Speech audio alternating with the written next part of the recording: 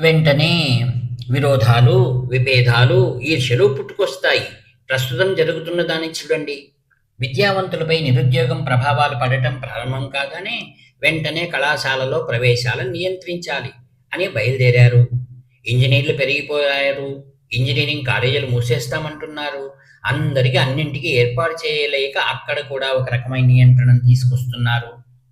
పాతకాలంలో ఇదే నియంత్రణ వంశానుగతంగా ఉండేది. అప్పట్లో వృత్తి రక్తంలోనే ఉండేది. వృత్తి ఏదైనా ప్రజలు దాన్ని ఇది మా వంశానుగతంగా సంక్రమించిన సంపద, మా తాత ముత్తాతల కాలం నుండి వచ్చినది, ఇది మా కుటుంబపు ఆస్తి అనే భావంతో చాలా గొప్పగా స్వీకరించేవారు.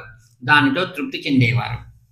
తన వృత్తిని తాను చేసుకునే ప్రతి వాడికి దానితో ఒక అంతరంగ అనుబంధం ఉంటుండేది. దానివల్ల పనిలో నాణ్యత ఉంటుండేది. ఈనాడు ప్రతివాడు డబ్బు వెనుక ఉండటంతో వృత్తి పనిని పద్ధతి పాడు లేకుండా చేసి పారేస్తాడు.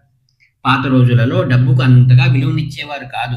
వృత్తి పనిని ప్రేమతో చేసేవారు. ఇది మా వృత్తి అనే సంతుష్టి భావం ఉండేది కనుక సమాజం సంతోషంగా ఉండేది. అన్ని పనులు బాగా జరుగుతుండేవి. సంతుష్టి భావం లేకుండా ఏ సంస్కృతి మనజాలదు. సమాజంలో ప్రజలందరికీ అట్టి సంతుష్టి కలిగేటట్టు చూసిన వర్ణధర్మాన్ని తప్పుపట్టలేము. తిరిగి అదే విధంగా వాటిని ఏర్పాటు చేయడం వీలు పడకపోవచ్చు. దాన్ని తిరిగి ప్రాణవంతం చేయడానికి సాధ్యపడిన అన్ని విధాలా ప్రయత్నించి విఫలమైనా పర్వాలేదు. ఇట్టి అసంభవమైన కార్యం నేనెట్లా చేపట్టగలను అనే భావనతో అట్టి ప్రయత్నాన్ని మానేసినా పర్వాలేదు. కానీ కనీసం అది జరిగినా ఒక అవగాహనతో జరగాలి.